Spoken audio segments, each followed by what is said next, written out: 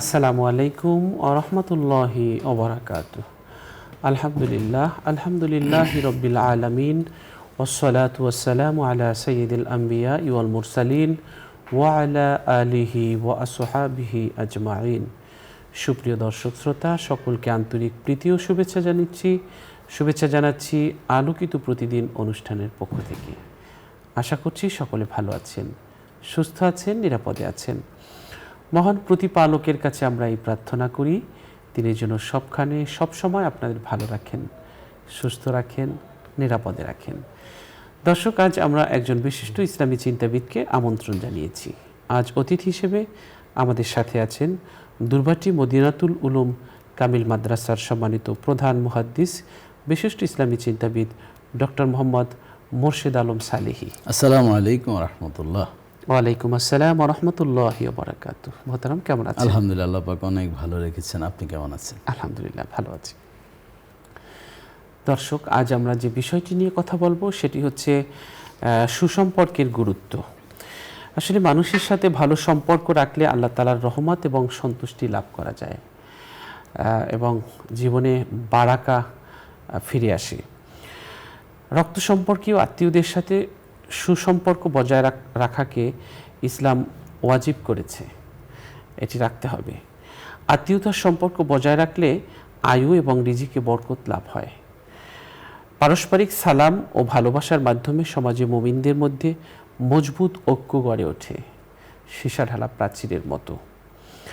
প্রতিবেশীর সাথে ভালো ব্যবহার করা ঈমানের পূর্ণতার লক্ষণ।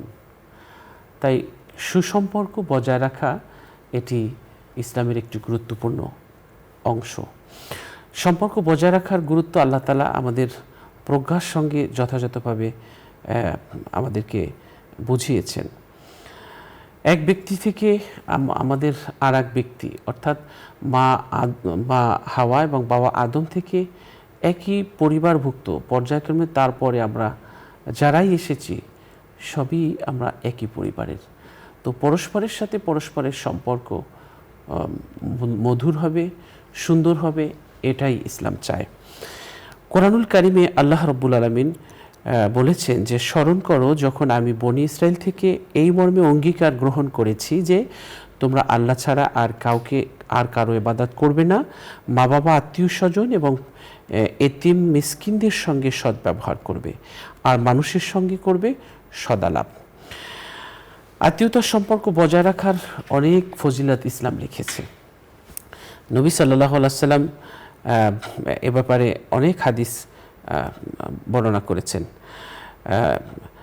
রাসূল সাল্লাল্লাহু আলাইহি ওয়াসাল্লাম হেরা গুহা থেকে ফিরে এলেন ভীত সন্ত্রস্ত খাদিজা রাদিয়াল্লাহু তাআলা আনহার কাছে।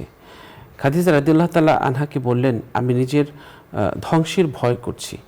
তখন খাদিজা রাদিয়াল্লাহু তাআলা আনহা বললেন, কিছুতেই নয়, আল্লাহর শপথ, আল্লাহ কখনোই আপনাকে লাঞ্ছিত করবেন না। আপনি আত্মীয়তার সম্পর্ক বজায় রাখেন। আত্মীয়তার সম্পর্ক বজায় রাখা ইসলামের একেবারে প্রথম দিকের মহান একটি বিধান। রাসূল সাল্লাল্লাহু আলাইহি ওয়াসাল্লাম যখন মদিনায় হিজরত করে গেলেন, সেখানেও তার প্রথম গুরুত্বপূর্ণ নির্দেশনা ছিল আত্মীয়তার সম্পর্ক বজায় রাখা সম্পর্কে। আব্দুল্লাহ ইবনে সালাম রাদিয়াল্লাহু তাআলা আনহু বর্ণনা করেন, রাসূল সাল্লাল্লাহু আলাইহি ওয়াসাল্লাম যখন মদিনায় এলেন, মানুষ দ্রুত তার দিকে ধাবিত হলো। আমি বিষয়টি দেখতে এলাম। তার চেহারা দেখেই বুঝে ফেললাম এটি কোনো মিথ্যাবাদীর চেহারা নয়।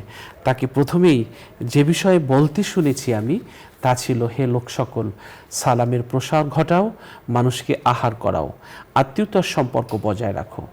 মানুষ যখন ঘুমিয়ে থাকে তোমরা তখন নামাজ পড়ো। এগুলো করলে তোমরা নিরাপদে জান্নাতে প্রবেশ করতে পারবে। ইবনে মাজায় এই হাদিসটি বর্ণিত হয়েছে। তো দর্শক, আমরা আজকের সুসম্পর্কের যে গুরুত্ব রয়েছে ইসলামে, সেই গুরুত্ব সম্পর্কে আজকের আপনাদের সামনে গুরুত্বপূর্ণ কিছু কোরআনের আয়াত এবং হাদিস তুলে ধরব। চলুন আলোচনা শুনছি আমাদের আজকের অতিথির কাছ থেকে। জি মোহতারাম। আলহামদুলিল্লাহ, ধন্যবাদ আপনাকে। অত্যন্ত গুরুত্বপূর্ণ একটি বিষয় অবতারণা করেছেন। এতক্ষণ পর্যন্ত আপনি এর সাবস্টেন্স বা সারমর্ম নিয়ে আপনি আলোচনাও করেছেন। আমরা যদি পবিত্র কোরআনুল কারিমের দিকে তাকাই, আমরা দেখি যে আল্লাহ সুবহানাহু ওয়া তাআলা দুটি হক নির্ধারণ করেছেন। একটা হচ্ছে হকুল্লাহ আর একটা হচ্ছে হকুল ইবাদ। তো আল্লাহর হক সম্পর্কে আমরা জানি এই আয়াতের ভিতরে আল্লাহ তাআলা উভয় হকের কথাই তুলে ধরেছেন। এক নম্বরে আল্লাহ তাআলা বলছেন ওয়াবুদুল্লাহ ওয়ালা তুশরিকু বিহি শাইয়ান, আল্লাহর ইবাদত করার জন্য বলছেন যে আল্লাহর সাথে কাউকে যাতে শরিক না করা হয়।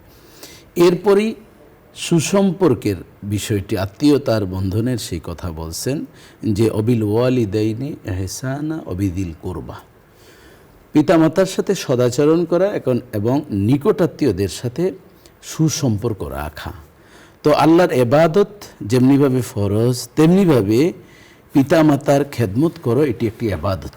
এবং আত্মীয়তার বন্ধন রাখা, অবিজিল করবা, সেই নিকট আত্মীয় যারা যেভাবে আছেন, যার যতটুকু প্রাপ্য ততটুকু দিয়ে দেওয়া, এই সম্পর্কে আল্লাহ তাআলা আমাদেরকে কোরআন কারিমে আদেশ করেছেন। এরপরে দেখেন, এই পৃথিবী নামক যে একটি আবাসস্থল, এই আবাসস্থলে আমরা যারা বসবাস করি, এর ভিতরে কিছু মুসলিম কিছু অমুসলিম। যারা মুসলিম তাদের বিষয়ে আল্লাহ সুবহানাহু ওয়া তাআলা মোটা দাগে পবিত্র কোরআনুল কারিমে ইরশাদ করেন ইন্নামাল মুমিনুনা ইখওয়া। কত চমৎকার বলছেন যে মুমিন যারা, মুসলিম যারা, তারা কিন্তু সম্পর্ক হচ্ছে ভ্রাতৃত্ব বন্ধনের সম্পর্ক।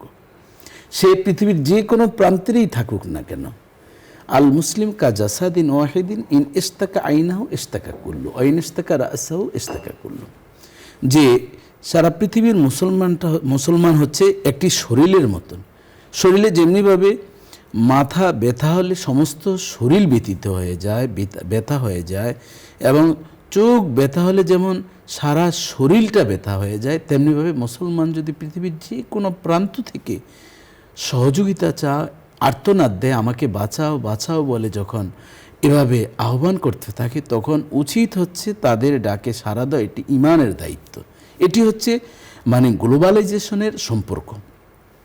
এছাড়া আমরা যদি ঐক্যতার দিকেও যদি আমরা তাকাই, দেখুন কুফরু মিল্লাতুন ওয়াহিদা, কুফুর যারা অমুসলিম যারা, তারা কিন্তু মিল্লাত, এই জাতি এক হয়ে যায়। রসুনের কোষ যেমন এসে এক জায়গায় লেগে যায়, তেমনিভাবে কাফেররা কিন্তু যে কোনো ক্ষেত্রে তারা কি, তাদের ধ্বনি একই হয়ে যায়। কিন্তু হওয়া উচিত ছিল আল মুসলিম মিল্লাতুন ওয়াহিদা, মুসলমানরা ঐক্য হওয়ার প্রয়োজন ছিল, কারণ ইউনিটি ইজ স্ট্রং, একতেই বল। আল্লাহ তাআলা এই জন্যই তো পবিত্র কোরআন কারিমে ইরশাদ করেন ওয়াতাসিমু বিহাবলিল্লাহি জামিয়া ওয়ালা তাফাররাকু।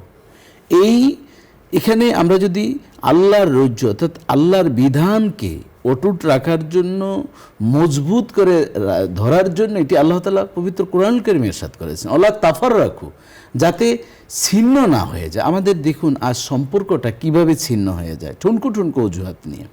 যেমন ধরুন আমাদের ধর্মীয় দিক থেকে যদি আমরা আলোচনা করি, অনেক সময় দেখা যায় দোয়া মুনাজাতের একটু বেমিল আছে, আমিন জোরে বলা, আস্তে বলা, বা এই ধরনের কতগুলো মতের কারণে দেখা যায় আমাদের মুসলিম মিল্লার যে ভ্রাতৃত্ব বন্ধনটা আছে, আমরা একজন আরেকজনের উপর কটাক্ষ করে দেখা যায় হতাহতের ঘটনা ঘটে। যেমন আপনি দেখেছেন আমাদের বাংলাদেশে এই ইসলাম প্রচারের কাজে, তাবলিগের দ্বীনের কাজে যারা রয়েছেন, আলহামদুলিল্লাহ খেদমত হচ্ছে, কিন্তু দেখা যায় একদল আরেক দলকে, একজন আরেকজনকে সহ্য না করতে পারার কারণে দুই দলই কিন্তু এক মুসলিম আরেক মুসলিমের উপর চড়াও হয়ে বেশ কয়েকজন মারাও গিয়েছেন। কিন্তু রাসূল সাল্লাল্লাহু আলাইহি ওয়াসাল্লাম আল কাতিল আল মাকতুল কেলাহুমা ফিন্নার, যদি কোনো মুসলমান একজন আরেকজনকে নিজের ব্যক্তিগত স্বার্থের জন্য, ক্ষমতার টিকিয়ে রাখার জন্য যদি হত্যা করে, তাহলে উভয়ই কিন্তু জাহান্নামী। সাহাবায়ে কেরাম বললেন ইয়া রাসূলুল্লাহ, মাকতুল, যাকে হত্যা করা হয়েছে সেও? তখন আল্লাহ রাসূল বলছেন সেও চেষ্টা করেছে কিন্তু ব্যর্থ হয়েছে। এই জন্য দেখুন আমরা এই আল্লাহর বিধানকে না মানার কারণে আমাদের সেই সম্পর্কটা কিন্তু এখন নেই। পরিবারের সম্পর্কের যদি আমরা বলি, প্রথমে যে পিতামাতার কথা বলতে হয়, পিতামাতার কথা আমরা অনেক সময় মনে করি যে মা বাবাকে খাবার দেওয়া, আসবাবপত্র, তাদের যা এভরিথিং, এগুলো দেওয়া হচ্ছে একটা দয়া, করুণা, মায়া। না, এটি হচ্ছে আল্লাহর ইবাদত, এটি ওয়াজিব, আমাকে দিতেই হবে। অবিল ওয়ালিদাইনি ইহসানা অবিজিল কুরবা, এই যে এই কথাগুলো আল্লাহ তাআলা কেন বলেছেন? ইম্মা ইয়াবলুগান্না ইনদাকাল কিবার আহাদুহুমা আও কিলাহুমা ফালা তাকুল্লাহুমা উফিন ওয়ালা তানহারহুমা ওকুল্লাহুমা কওলান কারীমা। আল্লাহ তাআলা থরে থরে সাজিয়ে দিয়েছেন পিতামাতার সাথে কীরকম সম্পর্কটা রাখতে হবে। তাদের সাথে রুক্ষ আচরণ করা যাবে না, ধমক দেওয়া যাবে না, এমন তাদের সাথে কোনো আচরণ করা শব্দ তাদের মুখ থেকে যাতে বের না হয়। ওয়াখফিজ লাহুমা জানাহা যুল্লি মিনার রাহমা, তাদের সামনে বিনয়ের সর্বোচ্চ অবস্থানটা খোলসা করে দিতে হবে। এই যে সম্পর্কটা, এটি তো গিভ অ্যান্ড টেক। আমি আমার মায়ের খেদমত করব, আমার বোনের আমি যদি হক আদায় করি, আমার ভাইয়ের যদি আদায় করি, আমাকেও কিন্তু সেই সম্পর্কটা অবশ্যই আমি সেইভাবে পাবো। আর যদি আত্মীয়তার বন্ধন যদি আমি না রাখি, রাসূলুল্লাহ সাল্লাল্লাহু আলাইহি ওয়াসাল্লাম মোটা দাগে বলছেন লা ইয়াদখুলুল জান্নাতা কাতিউন, মুসলিম শরীফের হাদিস, বুখারী শরীফের হাদিস এসেছে যে যারা সম্পর্ক বিচ্ছিন্ন করে সে জান্নাতেই প্রবেশ করতে পারে না। তাহলে আমি বড় বড় আলেম হলাম, আমি উচ্চ শিক্ষিত হলাম, কিন্তু আমি তো আলোকিত মানুষ হতে পারলাম না। আমার ভিতরে তো দিন, নীতি, নৈতিকতা, মোরালিটি, বিহেভিয়ার, ইথিক্স এসবের কিছুই আমার ভিতরে নেই। আমি সামান্য একটু অজুহাতে, একটু জায়গা জমিনের যে কোনো একটু কম বেশ বা ইত্যাদির কারণে দেখা যায় এক ভাই আরেক ভাইকে সহ্য করতে পারছে না, এক ভাই আরেক ভাইকে খুন করে ফেলছে, এবং এক বোন আরেক বোনের সাথে সেই সম্পর্কটা নেই। অথচ রাসূলুল্লাহ সাল্লাল্লাহু আলাইহি ওয়াসাল্লাম কত চমৎকার অফার দিয়েছেন যে হায়াত এবং রিজিক বাড়ার জন্য আল্লাহ রসুল অপশন দিয়েছেন, মান সাররাহু আইয়ুমিদ্দা লাহু ফি উমরিহি ওয়া ইউযাদু লাহু ফি রিজকিহি ফালিয়ুবাররা ওয়ালিদাইহি ওয়া লিয়াসিল রাহমা। মুসলিম শরীফে হাদিসে এসেছে, রাসূলুল্লাহ সাল্লাল্লাহু আলাইহি ওয়াসাল্লাম বলছেন যে তার জীবনটাকে, লাইফ স্টাইলটাকে হ্যাপিনেস, সুখী করতে চায়, আনন্দময়, প্রফুল্ল করতে চায় এবং তার হায়াতকে বৃদ্ধি করতে চায়, সে যাতে পিতামাতার খেদমত করে এবং আত্মীয়তার সম্পর্কটা অটুট রাখে। আপনি যেমন স্ক্রিপ্ট থেকে বলছিলেন, আব্দুল্লাহ ইবনে সালাম রাদিয়াল্লাহু তাআলা একটি হাদিস, লাম্মা কাদামান নবী সাল্লাল্লাহু আলাইহি ওয়াসাল্লাম আল মদিনা আউয়ালু মা ক্বাল আফশুস সালাম ওয়া তুইমুত তুআম ওয়া সিলুল আরহাম ওয়া সাল্লু বিল লাইলি ওয়ান নাসু নিয়াম তাদখুলুল জান্নাতা বিসালাম। আল্লাহু আকবার। নবীজি যখনই মদিনায় গেলেন, মদিনার মিশনকে সাকসেস করার জন্য আল্লাহ রসুল প্রথম 4টি কর্মসূচি হাতে নিলেন। 1 নম্বর বলছেন আফশুস সালাম, আল্লাহ মান আরব তো আমার নাম তারিফ, তোমরা সালামের প্রচলন করো, চিনো আর না চিনো সালাম তোমরা দিতে থাকো। সালামের মাধ্যমে আত্মীয়তার বন্ধন হবে, সালামের মাধ্যমে সুসম্পর্ক হবে, সালামের মাধ্যমে ভ্রাতৃত্ব বন্ধন হবে, সালামের মাধ্যমে আল্লাহর নূর কলবের ভিতরে পয়দা হবে।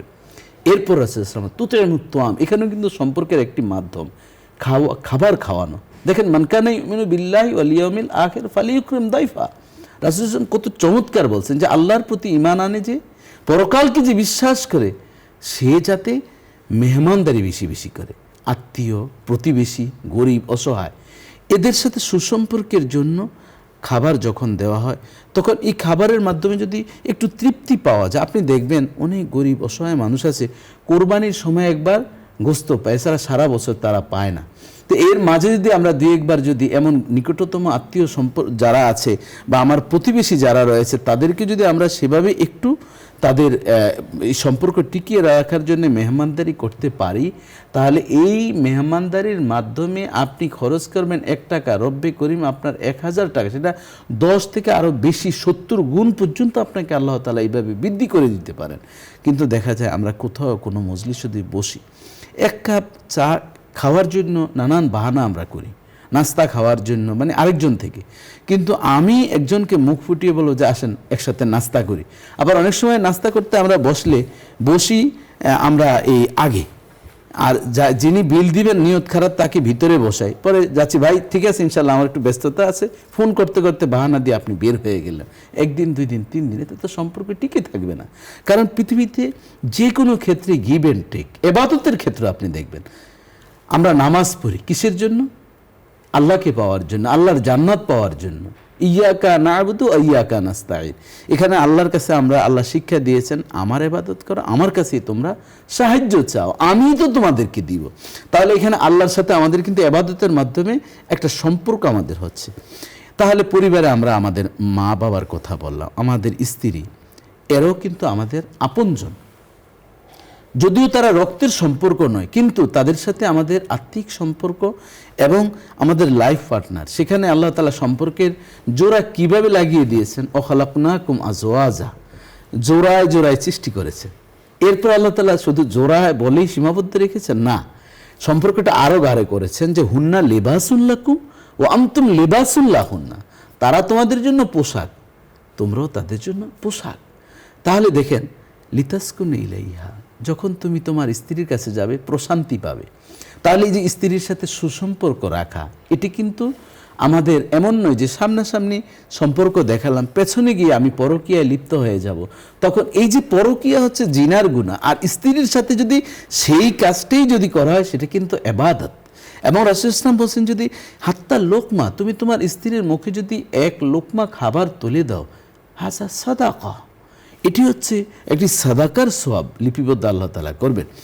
এই হাদিসের ব্যাখ্যায় আল্লামা শাহ ওয়ালিউল্লাহ মুহাদ্দিস দেহলভী রহমতুল্লাহ আলাইহি বলেন, কোনো কোনো সাহাবা ইকরাম বলছেন, ইয়া রাসূলুল্লাহ, এই যে স্ত্রীর হক আদায় করার পর লোকমা দেওয়ার পর আমার যে সাদাকার সওয়াব, সেই সাদাকার সওয়াবটা কেমন হবে? আল্লাহ রাসূল বলছেন, সাদাকা দিতে গেলে সবচেয়ে যেই বড় দামি যেই জন্তুটি সেই সওয়াব, তাহলে কোনটি? উট।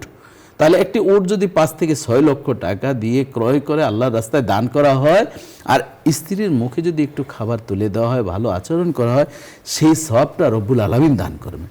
এবং দেখেন প্রতিবেশী আমাদের রয়েছে,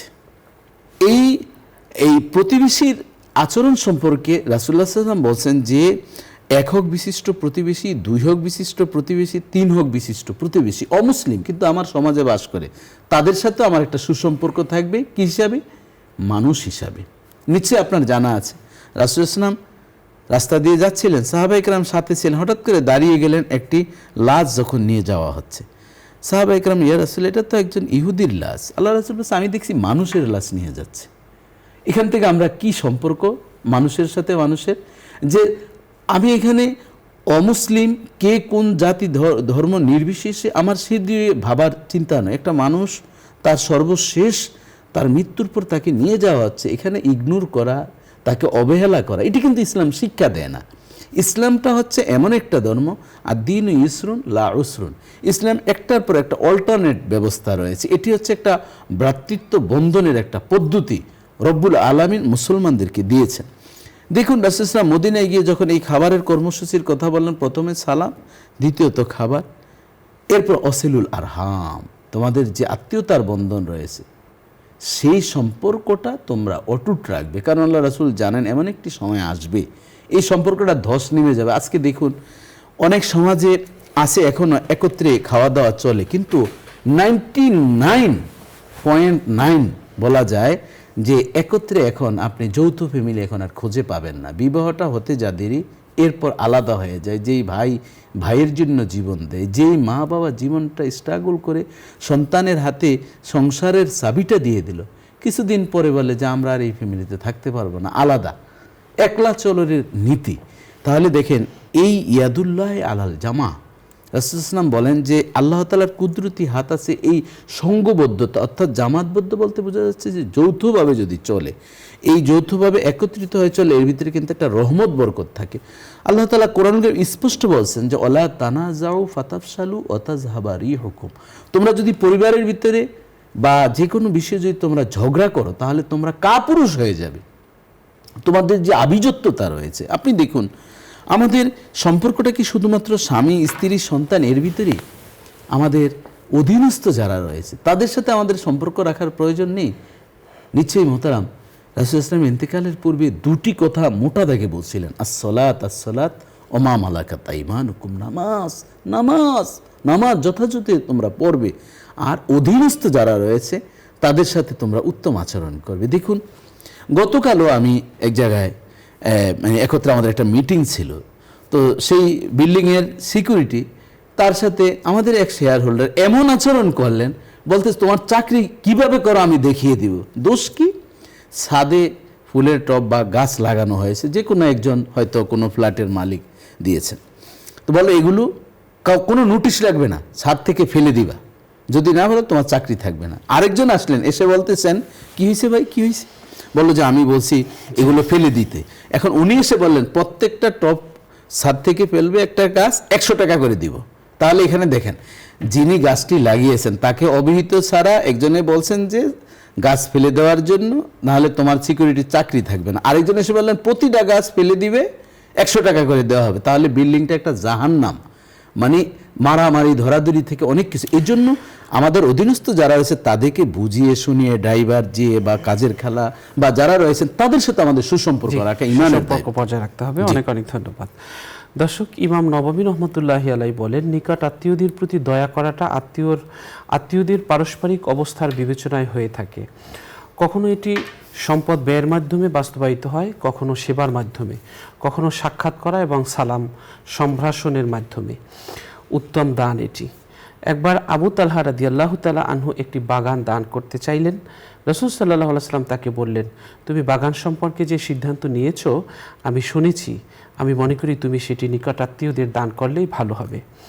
আবু তালহা রাদিয়াল্লাহু তাআলা আনহু সে বাগান তার আত্মীয় স্বজন এবং চাচাতো ভাইদের মাঝে ভাগ করে দিলেন। বুখারী শরীফের হাদিস। সর্বোত্তম দান হলো আত্মীয়দের দান করা। যারা দরিদ্র আছে তাদের দান করলে দানও হয়, আত্মীয়তার সম্পর্ক বজায় রাখার যে কাজটা সেটাও হয়। আত্মীয় ধনী হয়, তাকে আত্মীয় যদি ধনী হয় তাকে দিলে একদিকে হাদিয়া দেওয়া যেমন হয়, সম্পর্কেও সুন্দর থাকে।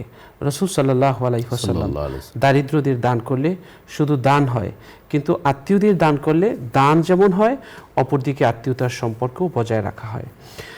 তো আমরা দান হাদিয়া দেব, এর মাধ্যমে সম্পর্ক ডেভেলপ হবে এবং আমরা চেষ্টা করব আমাদের যে মানুষগুলো আছে আপনজন, তাদের উপকার করতে না পারলেও যেন কোনো ক্ষতি না হয়। ক্ষতি করে ফেললে সম্পর্ক নষ্ট হয়ে যাবে। আল্লাহ তাআলা আমাদের সকলকে সুসম্পর্ক রক্ষার তৌফিক দান করুন। আল্লাহ তাআলার যে বাণী, সেই বাণী অনুযায়ী আমরা চললে সুসম্পর্ক রক্ষা হবে। নবীজি বলেছেন, এক ব্যক্তি রাসূল সাল্লাল্লাহু আলাইহি ওয়াসাল্লামকে বললেন, হে আল্লাহর রাসূল, আমার কিছু আত্মীয় আছে, তারা ছিন্ন করতে চাইলেও আমি তাদের সঙ্গে সম্পর্ক জুড়ে রাখি। তারা দুর্ব্যবহার করলেও আমি তাদের সঙ্গে সদ্ব্যবহার করি। তারা মূর্খতা সুলভ আচরণ করলেও আমি ধৈর্য ধারণ করি। নবীজি বললেন, তুমি যা বললে যদি সঠিক হয়, যেন তুমি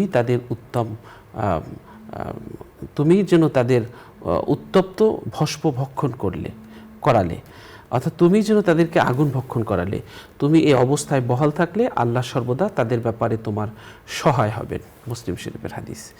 তো দর্শক, আমরা রাসূল সাল্লাল্লাহু আলাইহি ওয়াসাল্লামের এই হাদিস অনুসরণের মাধ্যমে আমাদের আত্মীয়তার বন্ধন আরও মজবুত করব। আল্লাহ তৌফিক দান করুন। আমরা অনুষ্ঠানের এই পর্যায়ে একটি মোনাজাত করব, আপনারাও চাইলে শরীক হতে পারবেন। আল্লাহুম্মা সাল্লি আলা সাইয়্যিদিনা ওয়া নাবিয়িনা ওয়া শাফিঈনা ওয়া হাবিবিনা ওয়া মাওলানা মুহাম্মদ সাল্লাল্লাহু আলাইহি ওয়া আলা আলিহি ওয়া আসহাবিহি ওয়া বারাকা ওয়া সাল্লাম। আল্লাহুম্মা আমিন। রব্বানা যালামনা আনফুসানা ওয়া ইল্লাম তাগফির লানা ওয়া তারহামনা লানাকুনান্না মিনাল খাসিরিন। আল্লাহুম্মা আমিন। আল্লাহ তাআলা, জীবনে অনেক গুনাহ করেছি আমরা, গুনাহকারী, সিয়াকারী, খাতাকারী, পাপী, দুর্বল, অসহায়।